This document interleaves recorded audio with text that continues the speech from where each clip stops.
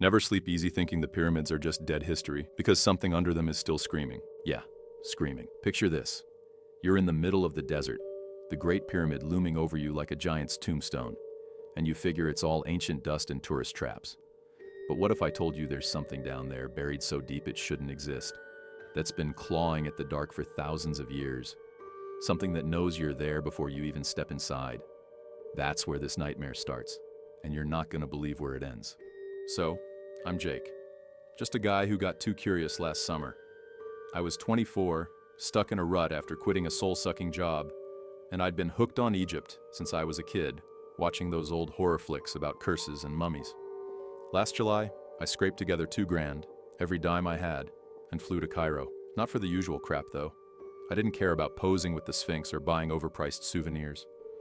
I was chasing something I'd found on some shady corner of the internet, posts about what's really under the pyramids. Not gold or skeletons, but something alive, something angry. People said it was crazy, but I couldn't let it go. I needed to know. Here's the catch. You can't just waltz up to the pyramids and start poking around. The place is a fortress. Guards with rifles, drones humming overhead, tourists shuffled around like cattle. Stick to the path, don't ask questions, go home. But I wasn't there to play nice. I'd read about this one dude, some archaeologist from the 80s, who swore he found a shaft under the Great Pyramid that didn't belong. Not the usual tunnels, not even the hidden ones they've mapped out. This was deeper, carved too perfect, like it wasn't human hands that made it. He wrote one report, then vanished. No trace, no nothing. People called him a nutcase, but those forum threads kept popping up, whispers about growls in the dark, about something watching from below. I had to find it, even if it killed me. I landed in Cairo mid-July. The heat hit me like a punch, dry, suffocating, sand sticking to my skin. I stayed at this rundown hostel near Giza, a dump with stained sheets and a fan that barely worked. First day I played tourist, walked the plateau, kept my head down, sized up the security. At night, though, I'd creep closer.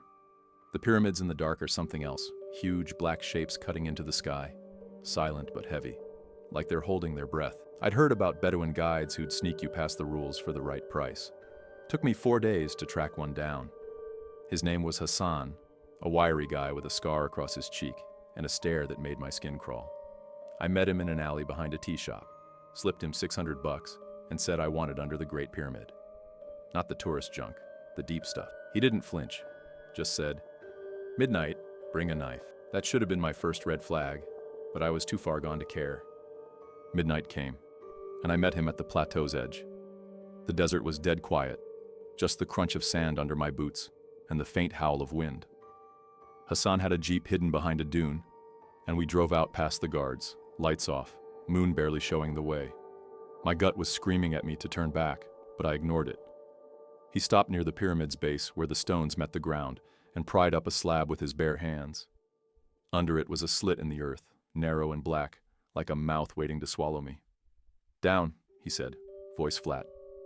I asked why he wasn't coming, and he laughed, short, sharp, like I'd said something stupid.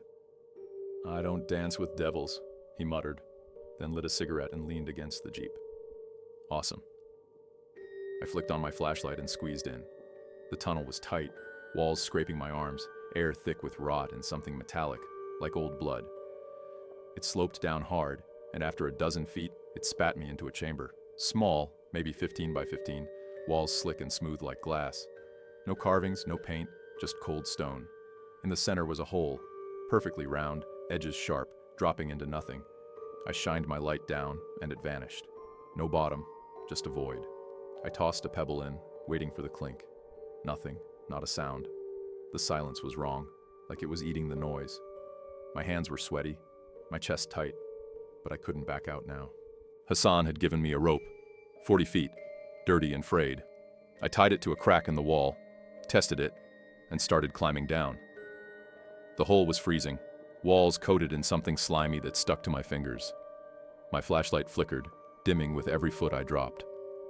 By the time I hit bottom, maybe 35 feet down, the air was so thick I could barely breathe, like it was pushing back against me. I landed in a tunnel, tall and narrow, splitting 2 ways. One went up, maybe toward the pyramid. The other went down, steep and dark.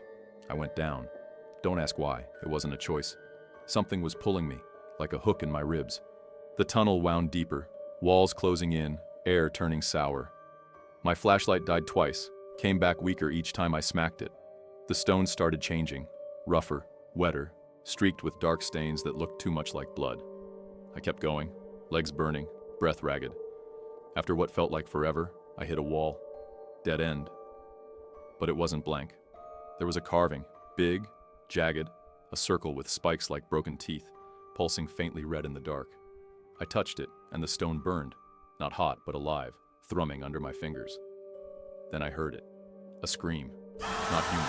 Too deep, too long, like something tearing itself apart. It came from behind the wall, vibrating through the rock. My flashlight went black. I stood there, blind, heart slamming against my ribs. The scream stopped, and the silence was worse. Heavy, suffocating. I dug out my backup, a tiny LED on my keychain, and clicked it on. The wall was empty now. No carving, just smooth stone. I blinked, rubbed my eyes. Gone. But the floor, oh God, the floor. It was covered in scratches, deep, fresh claw marks stretching back into the tunnel. Something had been here, something big. I turned to run, and that's when I saw it. Eyes in the dark. Not reflections, not tricks of the light. Yellow, slit, floating at the edge of my beam. The air went hot, stinking of sulfur and decay. I bolted. The tunnel twisted, stretched, like it was alive and trying to trap me.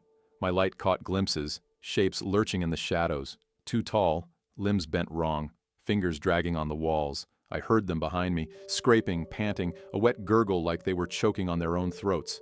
I tripped, smashed my face into the stone, tasted blood, kept running. The rope was still there, dangling in the hole, and I hauled myself up, arms screaming, skin tearing on the rock. Something grabbed my boot, cold, bony, strong, and I kicked free, scrambling into the chamber. I yanked the rope up, panting, sobbing, and squeezed back through the crack to the surface. Hassan was there, smirking. "You hear it?" he said. I didn't answer, just screamed at him to go. The jeep ride back was a blur. He dropped me at the hostel, and I locked myself in my room. No sleep. Every creak, every shadow.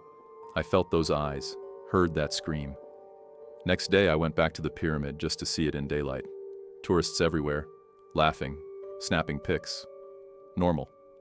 But that corner where the crack was, it was wrong. The sand looked disturbed, like something had crawled out. I left Cairo that night, swearing I'd never go back. But it didn't leave me. I've spent months digging, books, forums, anything. Nothing fits. No carvings like that. No stories that dark. Some say the pyramids weren't tombs. They were prisons, built to hold something older than the pharaohs, something they couldn't kill. Others say I'm crazy, that it was panic and bad light. But I felt those fingers.